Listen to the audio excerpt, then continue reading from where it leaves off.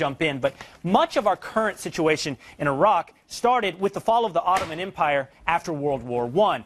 The Ottoman Empire, by the way, for some 700 years, from about 1300 AD to the early 1900s, looked something like this. It held control of much of the land extending from Algeria all the way across Africa, down into Kuwait, what we now know as Kuwait, through Turkey, and into southeastern Europe. That's what it looked like. And in 1914, when we approached the end of the Ottoman Empire, you see in dark orange, that's where the territory was at that time. Now, after World War I, the British and French took out their crayons and decided, let's divide this up. Let's see whose sphere of influence we can kind of claim here, and let's carve it up between us. It was called the Sykes-Picot Agreement. And this is what they drew. These are the lines they drew. They drew essentially countries that we now know of today as Iraq and Syria, even parts of Turkey, and Jordan, and Palestine, Jerusalem, Lebanon. They drew all this up. The north largely there was for the French. The south was largely there for the British to say, we are in charge of these areas. Now, again, I told you this yesterday. These lines were drawn on top of a map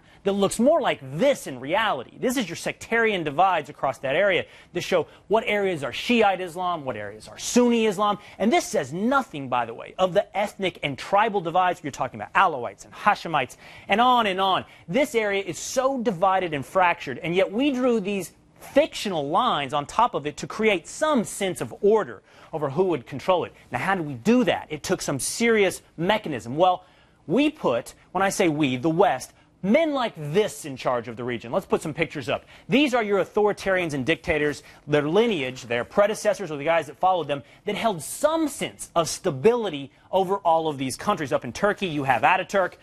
This is Saddam Hussein, who since the 1970s was ruling over Iraq. You have the Shahs and then the Ayatollahs in Iran.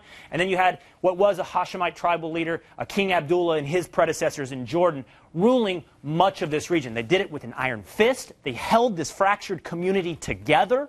They held what we know of as nations and countries together. But let's not pretend, by the way, it was pretty. I just have a list of things that occurred during that time.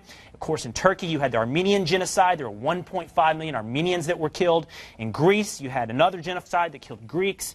On and on. The Kurds in Iraq, Saddam Hussein systematically killed the Kurds over time. The Syrian Civil War is an example of these genocidal tendencies of the region that was only under control, and I don't even know if we can say it was under control, through the rule of dictators. And there's the Iran-Iraq